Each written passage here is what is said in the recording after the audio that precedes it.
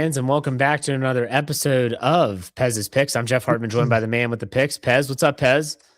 Jeff, we're just talking off camera, mid preseason, all these moves. We got to keep checking football, Jeff. We got to check Yeah, conference. We got to check Super Bowl odds. Lots of movement, lots of trades, lots of free agency. It's all happening. We're almost there again, buddy. I know.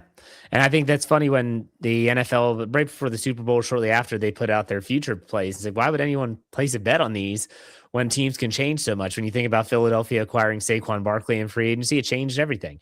So, all right, but let's talk about a trade, a singular trade that took place. I believe it was Friday night, and it was a big one. It was the Baltimore Ravens acquiring Max Crosby for 2 first-round draft picks. What's your takeaway from that?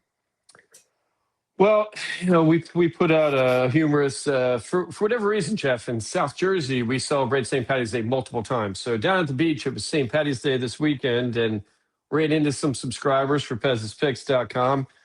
Asked about the Crosby trade. You brought it up earlier in the day. I, of course, this makes the defense better. I mean, this is clear. He's a terrific player.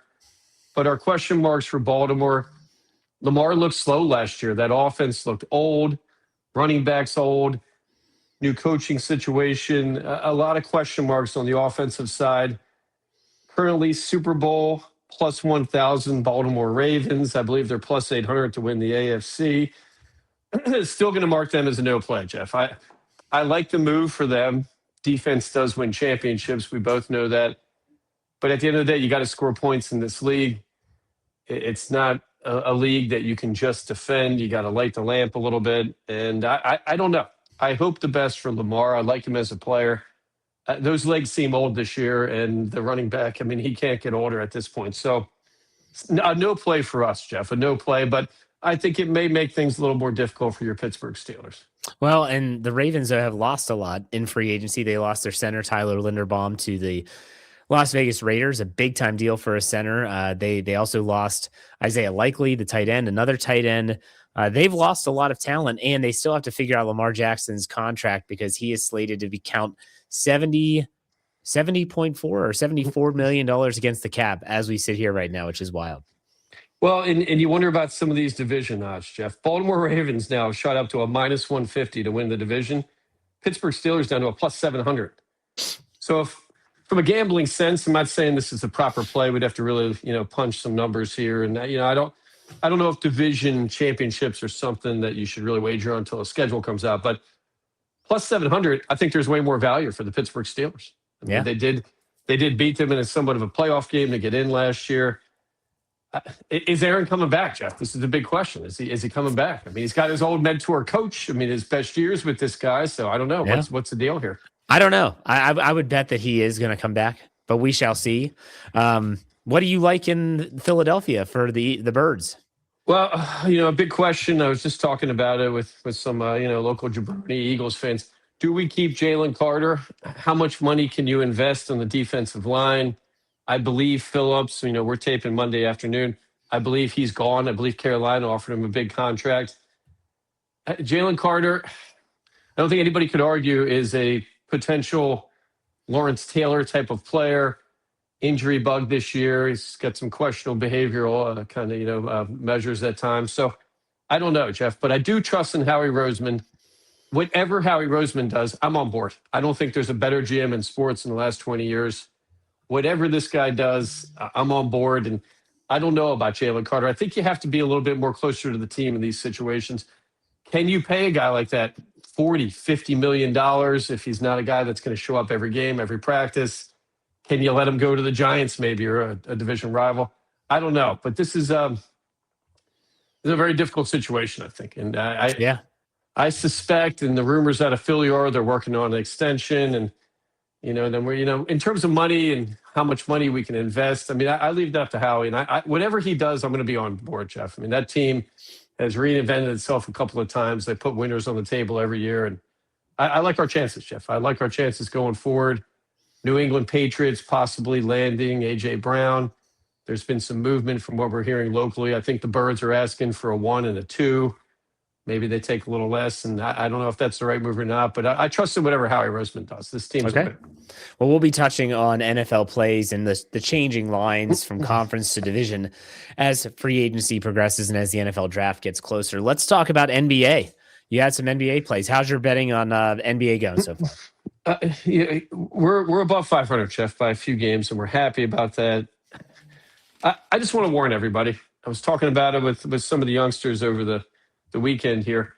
You're not a drinker anymore, Jeff, and I applaud you for that. That's a very sensible move, very healthy.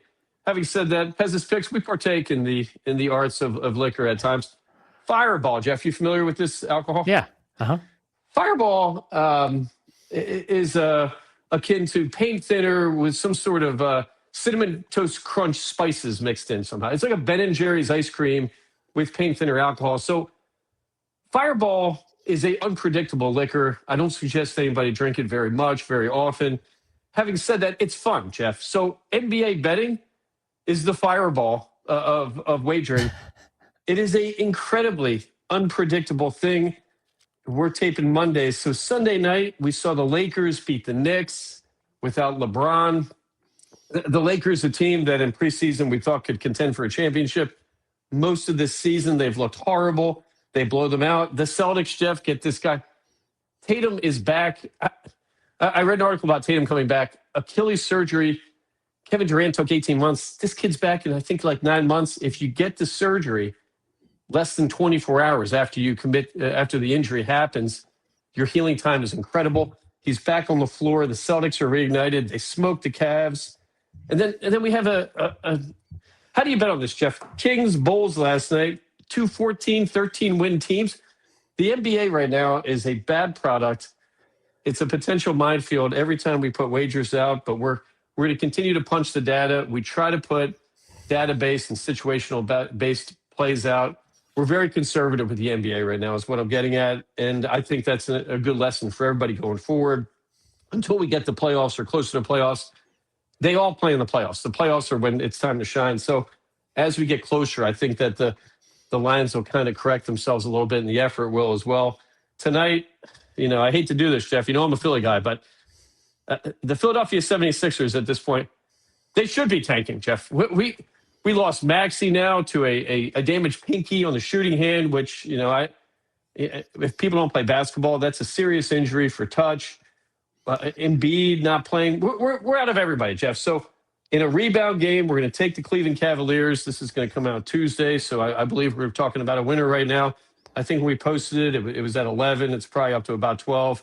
We'll take the Cavs in a rebound game tonight. A situational play, clearly a better team, clearly a more talented team, and I think a better defensive and offensive team. And these are kind of the advantage that we look for when we're taking this NBA action. But it's difficult. I've never seen so many double-digit or higher spreads in NBA season in my life. I just never seen this. Last year, they're probably going to be able to tank and not get punished. And it's a race to the bottom for about 5 or 6 teams right now. And that damages the brand, especially damages kind of the essence of gambling and something we don't really see in the NFL too much. All right. Now we transition, sticking with basketball, but now we're going to March Madness. Maybe one of the biggest gambling, I think probably the biggest gambling event outside of the Super Bowl, probably because it lasts an entire month, whether people are just doing their pools, whether people are just filling out a bracket. It's crazy how many people are invested in March Madness. We're getting ready. Pez, what do you think? Jeff, I'd be lying to you if I didn't tell you I was nervous. Okay. This is a nerve-wracking thing. I was out and about town Saturday night in a local town called Summers Point outside of Ocean City, New Jersey. A lot of people ask me questions about this. Who do we like? It's a difficult tournament. There's so much data we're going to have to press. We have another week of these conference championships. Last year, Chalk won, Jeff, and that's kind of throwing me into a little bit of loop. I think it was the most boring March Madness we ever had. I don't think we had a buzzer beater. I really don't think one happened. The ones dominated. Are we seeing a little bit of a COVID roster kind of hangover? Where the chalk teams still have the rosters and we're going to rebuild some of these Cinderella story teams. I don't know, Jeff, but we're going to find the winners. That we're going to, again, be conservative in these conference championships. Arizona Wildcats, Jeff. Of course, I like them. The wife would throw me out. She's a Wildcat. currently 29-2. I love that team. Duke, Michigan, Florida, Houston, all these perennial favorites are still at the top of the heap here. I'm hearing whispers that Nebraska could potentially be kind of a surprise team. They're currently, like 11th in the country. So probably, a 3, 4, 5 seed maybe. I don't know, Jeff. I don't know. I'm nervous. Back in the old days prior to gambling being legal all over America, this was a very nerve-wracking time for anybody in the industry, Jeff. This was the time that for whatever reason, the authorities started to crack down. And this was a risky kind of situation time for gambling. There's a lot of action, a lot of people at bars. We had a huge situation at the Borgata Atlantic City some years back where a guy would sit at the poker table, kind of a big organized, management type of guy, and was taking bets. If they had him on camera for months. So I think everybody should be excited. I know people go to the bar. They bet all day. I had a friend of mine explain this story to me. There's a bar in Atlantic City that recently closed. It's called Atlantic City Bar and Grill. A very creative name, Jeff. Friends of his would go on Thursday. They'd get there 11 a.m. A group of guys, $300 each, they put into a pile.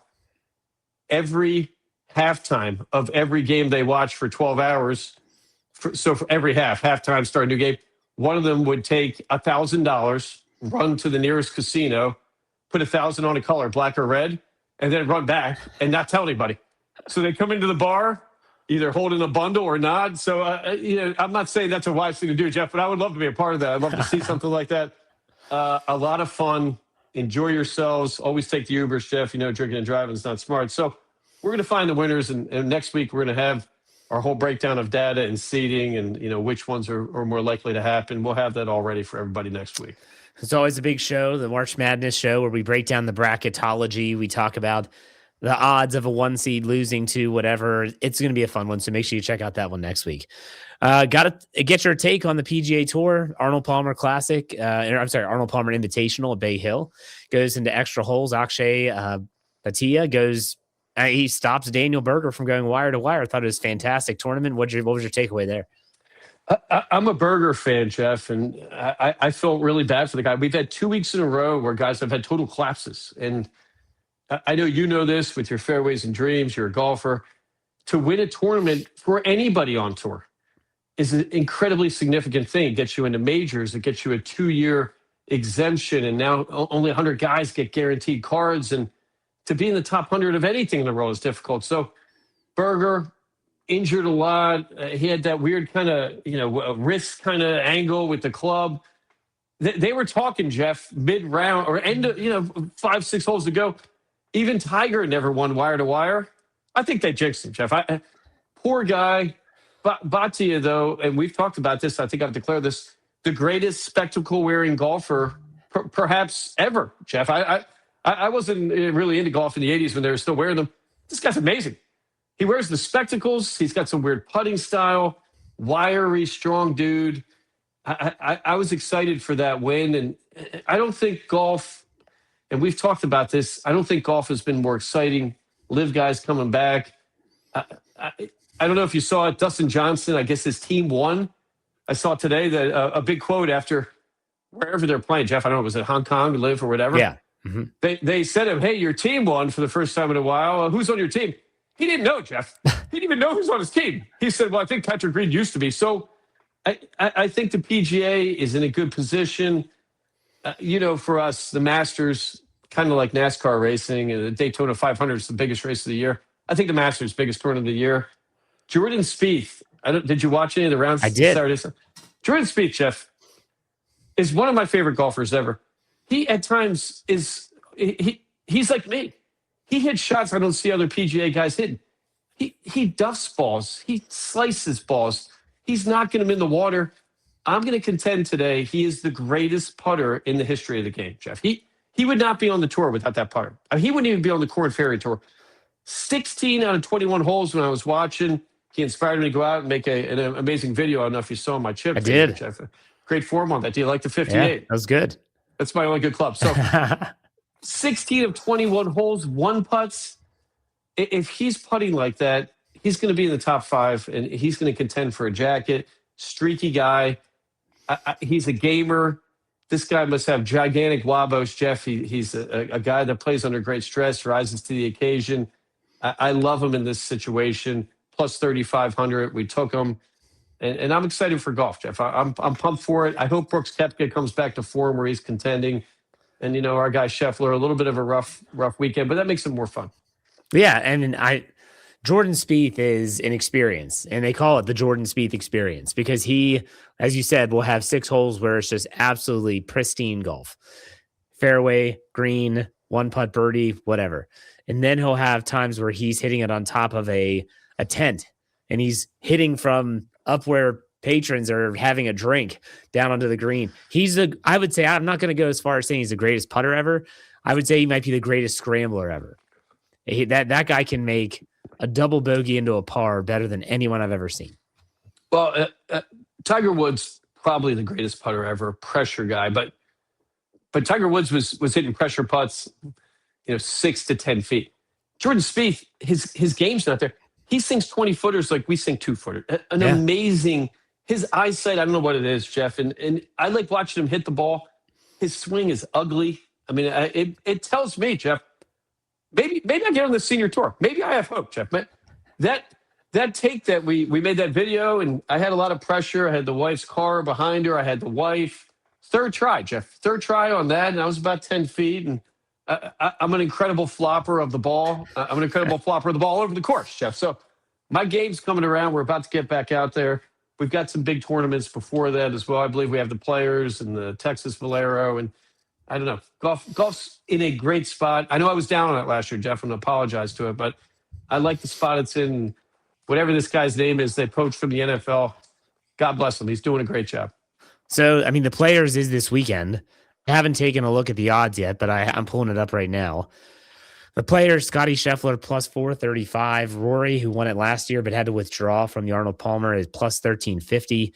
Colin Morikawa has had a very strong season, plus 2050. Siwoo Kim, plus 2400. And Tommy Fleetwood at plus 2500. Your boy Jordan Spieth for the Players.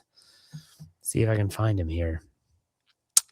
Is he even in it, Jeff? I mean, I could have swore he was, but I could be wrong. Well, I wouldn't take him this week. With the Players, there's water everywhere, and you can't be throwing that ball around like he does. I'd like to say Minwoo Lee, Jeff, but he's a kind of Spieth kind of guy.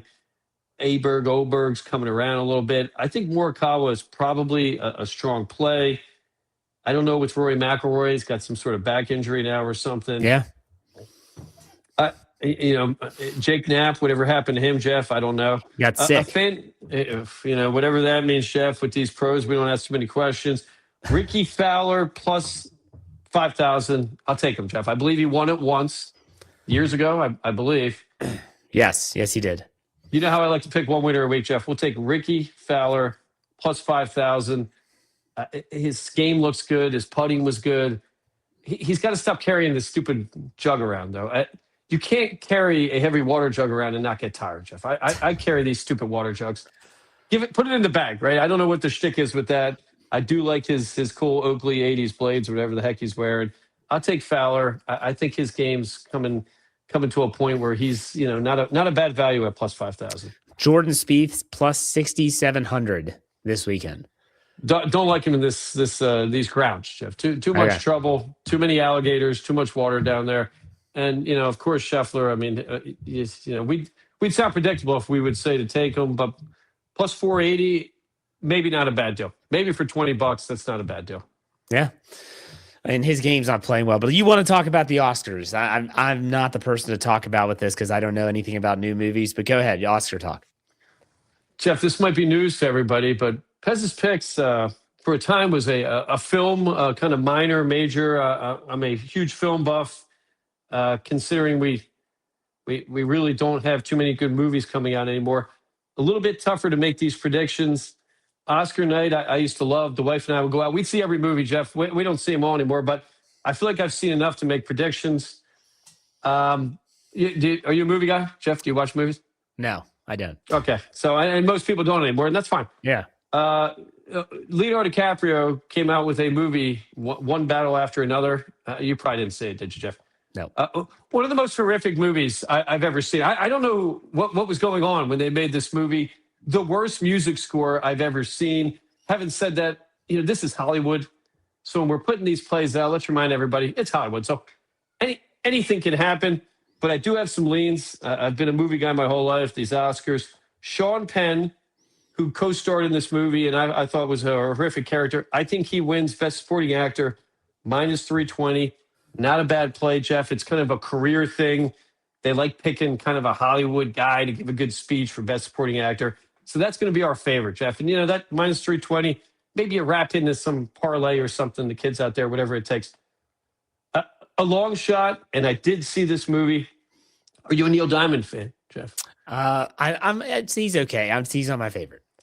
This movie, Song Sung Blue, with Hugh Jackman and Kate Hudson, one of the better movies I've seen in a while. It's got some turns to it. It looks like it's going to be this fun, happy movie, and the shit hits the fan, Jeff. Like no movie I've seen in a while. Kate Hudson. When men do this a lot, actors, they put weight on, they lose weight. Female actresses, probably unfairly, generally don't want to, change the body shape. Puts on probably about 30 pounds for this role. It's about a couple who are a Neil Diamond kind of tribute band. Plus 4,000. Kate Hudson, one of the best value plays of the year, Jeff. She was phenomenal. Now, one of the things with the Oscars betting, it's the Hollywood people that vote. She's got Hollywood parents. They're well liked. She's been in the industry forever. Kate Hudson plus 4,000, best value play for the Oscars. One of the best I've ever seen. And then for best actor, Jeff, I like Michael B. Jordan, Sinners. You probably didn't see that either. No. Sinners vampire movie, Jeff, or some sort of vampire zombie. Pretty cool movie. The guy plays two people. Pretty amazing, right? A talented dude, great actor. Plus 150. He's the second favorite behind this Timothy Chalamet dude, who I think is a decent actor, Jeff, but it doesn't seem like anybody likes him. He doesn't win awards. Marty Supreme, I like the movie, ping pong kind of player. What I don't like about his chances, Jeff, he played one of the more unlikable characters, and this was part of his role. I think if you play a character where you're not unlikable, it makes it harder to win. Michael B. Jordan, plus 150, best support or best actor. I love it all day. When are the Oscars? I believe they're this Sunday. Okay. All right. So we'll make sure we get those plays out there, and we'll see how those track. Are you ready for the top five? Top five, Jeff, is a good one. It's going to be kind of a festive kind of celebration of spring here, Jeff. So I think you'll like this. One of the best, maybe the best season, Jeff. So here we go. Pez's picks, top five best things about spring season. Number 5, spring golf. Spring golf, they got the sun out, more daylight savings time. The days change. Cheap prices still at the courses for a month or two. Spring golf, phenomenal. Everybody can play poorly and have an excuse. Number 5, spring golf. Number 4, St. Paddy's Day. Underrated holiday, Jeff, in Ireland and the Irish around the world. We let everybody be Irish on St. Paddy's Day. Fantastic holiday. It's a fun one. No reason to be angry. St. Paddy's Day, number 4. Number 3, spring skiing, Jeff. Only real skiers know the best skiing months are March and April.